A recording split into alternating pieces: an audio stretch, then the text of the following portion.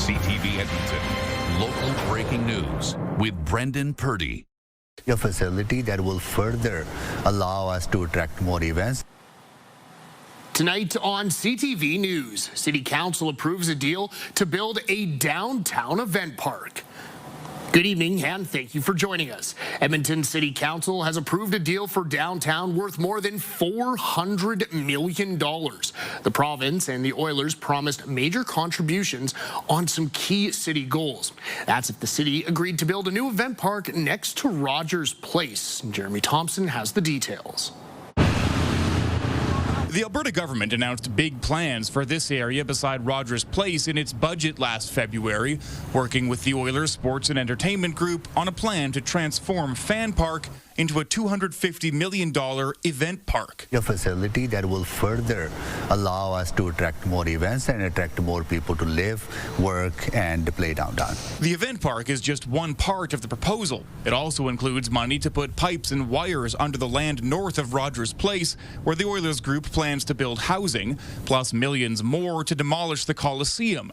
City staff have been negotiating the deal for months, and the terms are now set. The province will put up $183 million. The city's portion is $138 million, with the Oilers contributing $87 million. Our recommendation would be it's approving what is in front of you and not looking to renegotiate, as the timing just does not allow for that. The deal is all or nothing. That includes parts of the deal council wasn't aware of until late last week, like allowing trade shows and conferences at the event park, which could take business away from the city's existing conference centers, plus soft language on housing requirements. I'm frustrated because the whole point of this was to build housing. Now there's no legal requirement to build housing, and I cannot understand how we are okay with that. All three parties signed a memorandum of understanding back in June that set September 1st as the deadline for the deal.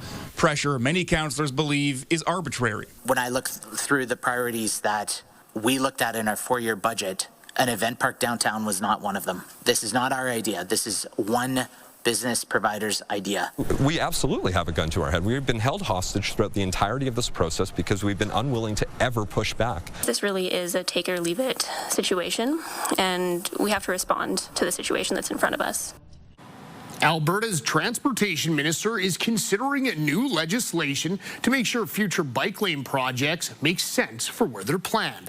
As CTV's Evan Kenny reports, that promise comes too late for one Edmonton neighborhood. If any developer for any municipality wants to add a new road, we ask for a traffic impact assessment. Alberta's transportation minister is hearing from people living in north central Edmonton about their concerns over new bike lanes and traffic calming measures. The original consultation for the $100 million of bike lanes was a broad concept, so it didn't have specific streets or avenues built into it. The city started public consultation in 2019 and spoke with more than 11,000 Edmontonians. This area already has bike lanes on 119th Avenue and 101st Street. The city is getting ready to construct more on 96th and 92nd Street. There's a shared use pathway with bicycles painted on the ground, and there's an east-west protected bike lane 4 blocks that way. So we're good. Back in May, people in the neighborhood asked the province to intervene in the city's plans.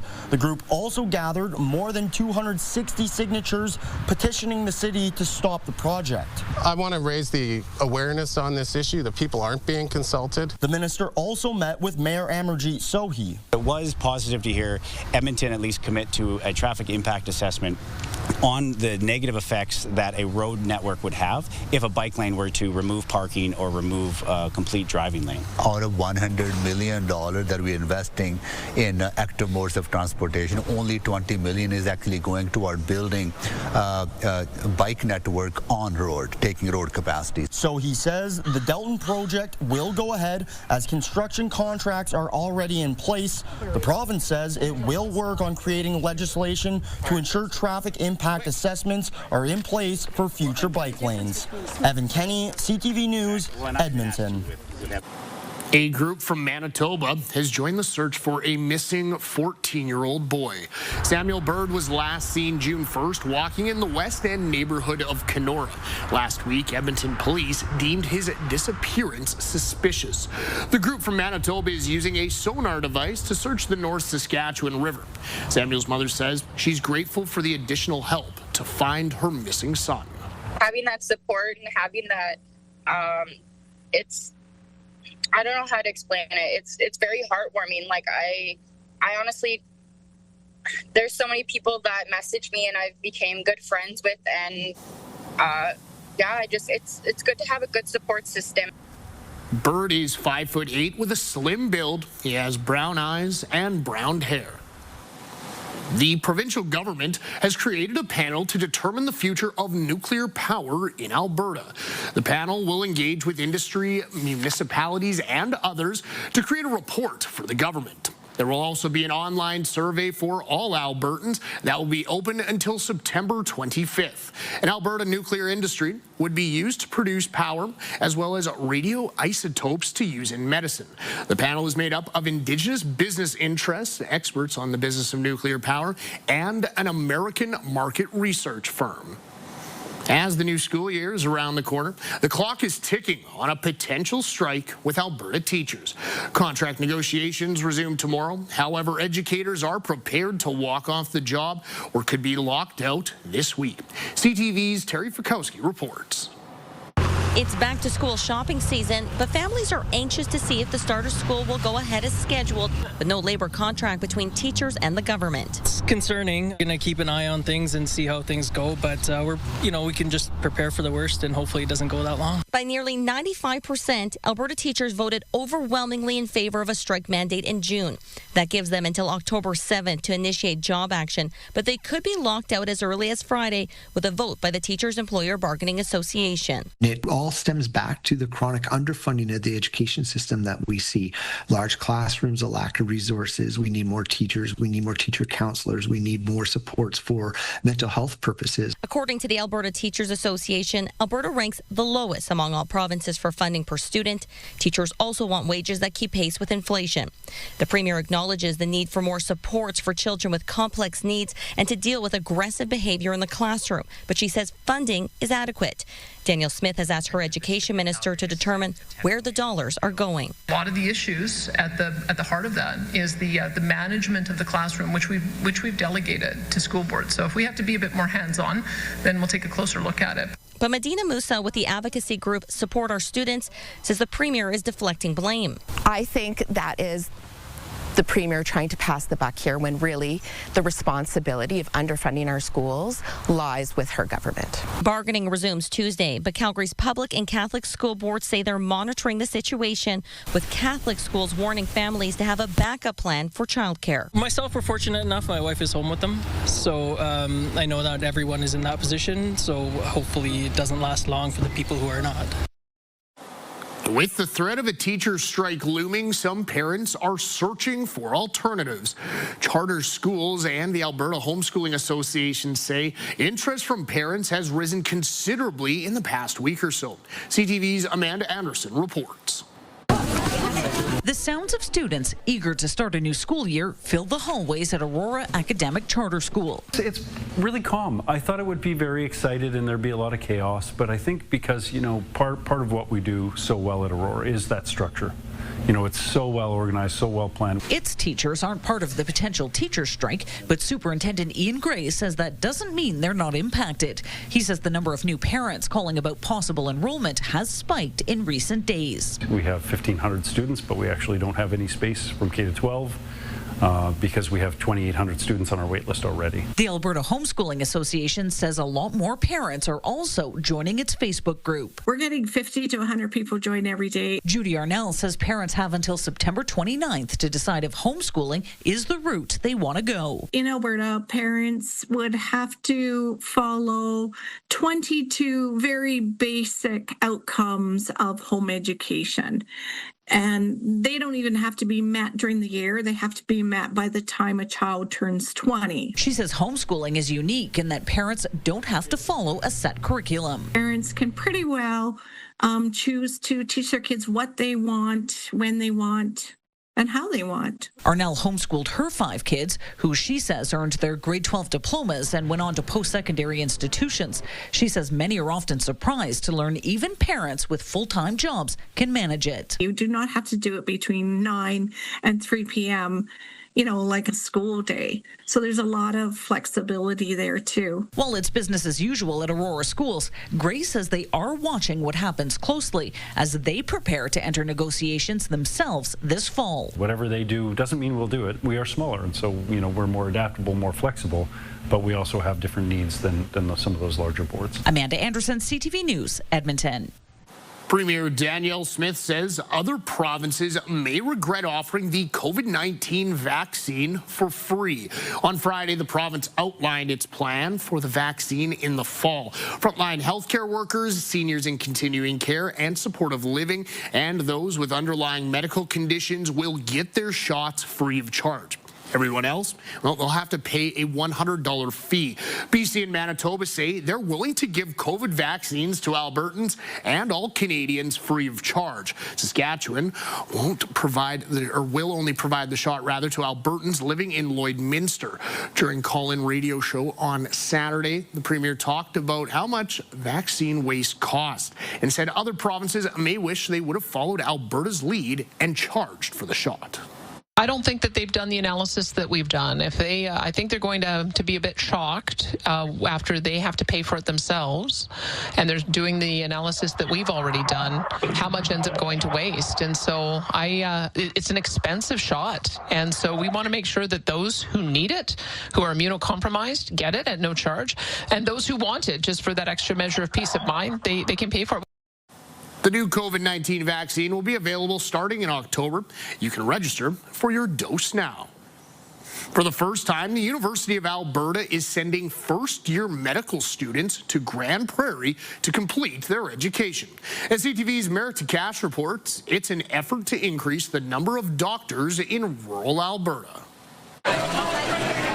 Megan Hopkins is getting fitted for a new white jacket. She's a first-year medical student at the University of Alberta. When the opportunity came up to do medical school in my home community, it was an opportunity I was very excited for. 192 students are starting medical school at the U of A this year. 30 of them are enrolled in the Northern Alberta Medical Program. Students will finish their education at Northwestern Polytechnic in Grande Prairie, Hopkins' hometown. You kind of get to be a jack of all trades. I found when I was doing some things in the city, I personally really loved being able to go back to rural and get to do a little bit of everything. The U of A created the program to address shortages in the medical field, particularly in rural Alberta. The benefit of this program is not only graduating a larger number of students total, but it connects those students to different places where they'll be providing more broad care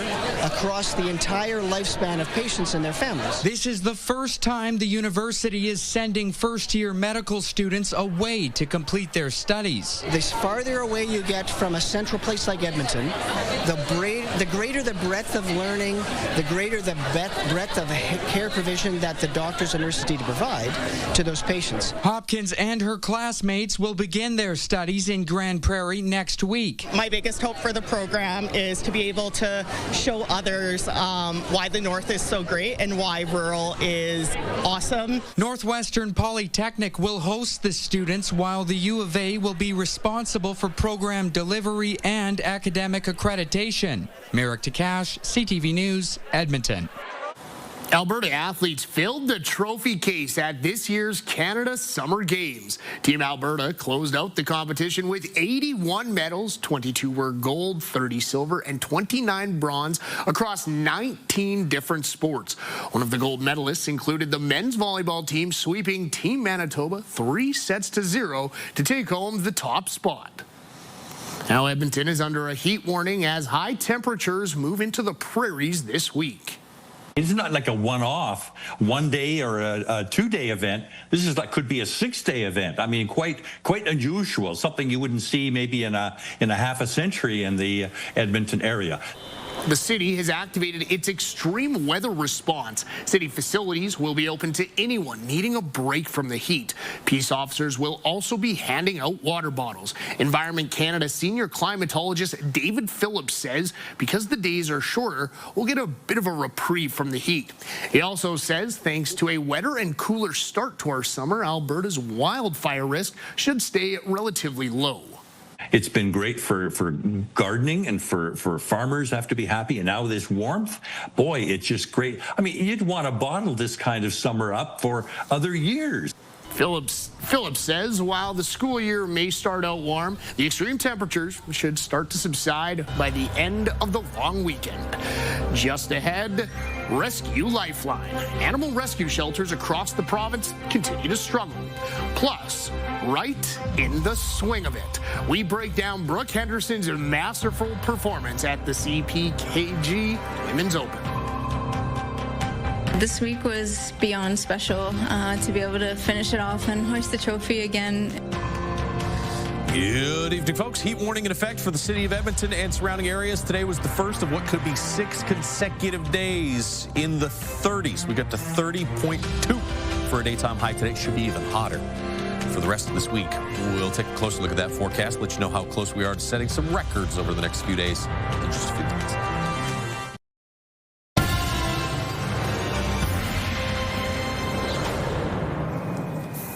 Welcome back. It's been an incredible year so far for Canadian women in sport. The latest major win comes courtesy of golfer Brooke Henderson, who over the weekend won her second Canadian Open. That marked a major comeback for her. CTV's John Venavalley-Rao has more. Little kiss. For Brooke Henderson, it was a moment to embrace after a masterful performance on home soil.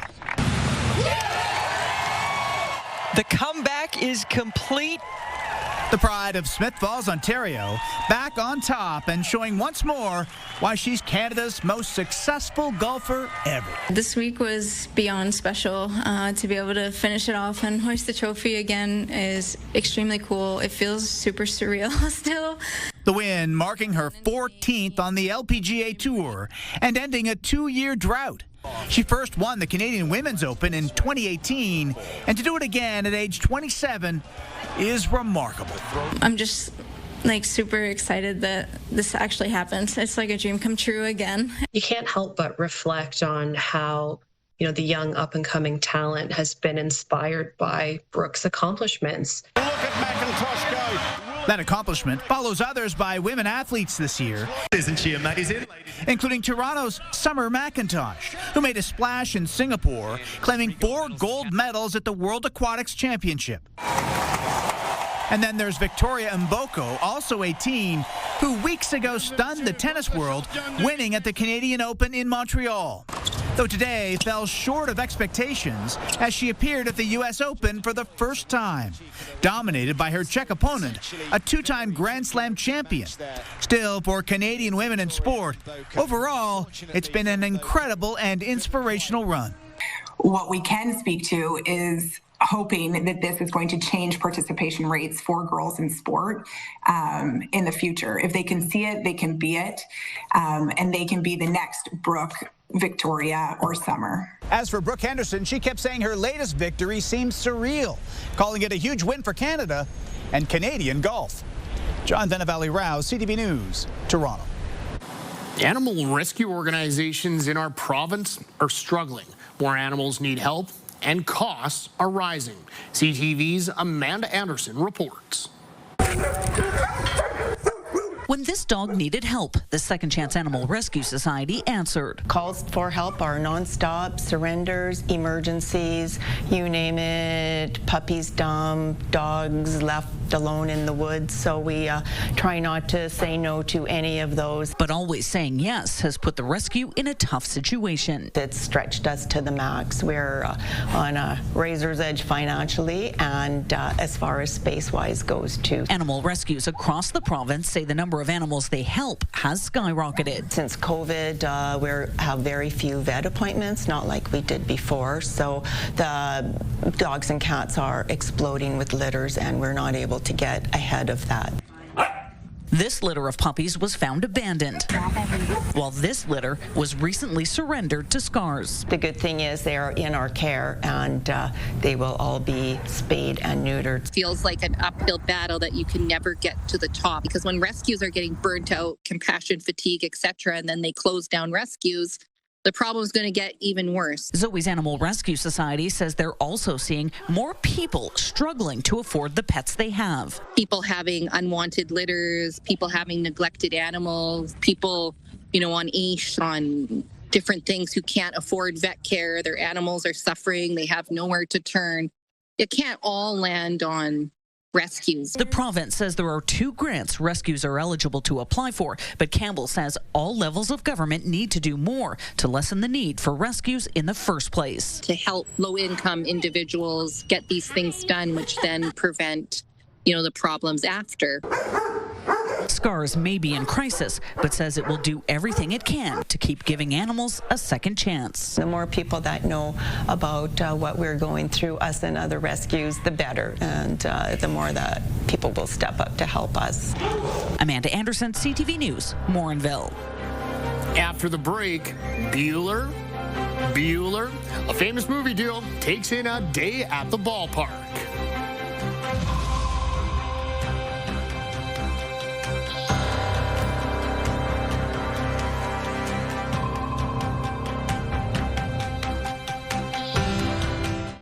Programming brought to you by James H. Brown Injury Lawyers, the heavy hitters of injury law.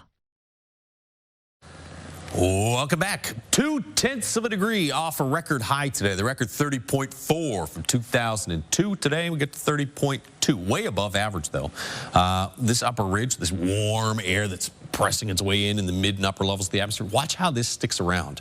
Not only for the next day or two, but sure, some of the darker oranges here, the warmest air kind of fizzles out by the weekend. But it really doesn't break down until sometime early next week. And so not only are you going to see mainly sunny skies for most areas, as all the real significant storm tracks would be pushed way to the north of us, but you're also going to get some 30-ish heat across much of the province over the next few days, and the potential for a number of records to fall across the province. Tomorrow, again through the foothills, you might see 1 or 2 pop-up showers, maybe even an isolated thunderstorm, but most of the province for the next few days, mainly sunny skies with, in a couple spots, just a little bit of thin cloud cover. Temperatures in the mornings should be in the 8 to 11 degree range for most of central and northern Alberta, a little bit milder there in Fort McMurray. And so that's why you don't have heat warnings across most of the province. There is a special weather statement for almost everybody in Alberta pertaining to the lengthy heat wave that we're under. It's going to be hot in the afternoons. It's just that you're going to get a bit of a break through the mornings across much of central and northern Alberta. A little different story in Edmonton, where we do have that heat warning, because you're not going to see much of a break. Temperatures will stay in the mid-teens for overnight lows. 30s, 31s across the northeast tomorrow, 31, 32 in through the Peace Country, close to 30 in Edson, Whitecourt, and should be around 30 or 31 Jasper, Red Deer, and in Lloydminster and Coronation. There are your records. 32 is the record for tomorrow. We'll be close. Wednesday, Thursday, Friday would be the best chance for some records, especially Wednesday, I think. Saturday, still in the low 30s. We're back into the 20s, it looks like, by Sunday, although just barely. Back closer to average as some more seasonal temperatures roll in by Wednesday, Thursday of next week. That is your forecast. The Pride Parade returned to downtown Edmonton on Saturday with a blast of color and enthusiasm.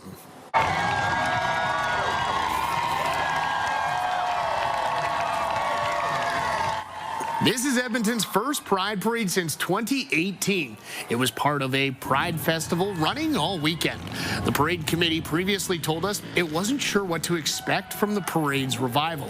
Festival goers say they're glad that it's back. Well, it was a mini reunion for the cast of a classic 80s comedy, and it unfolded at a weekend baseball game out in Vancouver. The stars of Ferris Bueller's Day Off, Matthew Broderick and Alan Ruck, were spotted in the crowd at the Vancouver Canadians game on Saturday night. In the movie, the two take a day off from school, and among their hijinks, attend a Chicago Cubs game at Wrigley Field. I love that scene. This time, instead of heckling batters, they led the crowd in a round of Take Me Out to the Ball game during the 7th inning stretch. Oh my goodness. Going through that story, folks, it makes you want to throw on a Gordie Howe jersey and blast Twist and Shout by the Beatles. If you don't know, you need to go home and watch that movie. Alrighty, that is all from us on this Monday. Thank you so much for wrapping up your day with us right here on CTV News Edmonton. As always, we appreciate you stopping by. You know what? We'll be back here tomorrow night. We'll see you there at 11:30. Have yourself a great day. Take care and goodbye for now.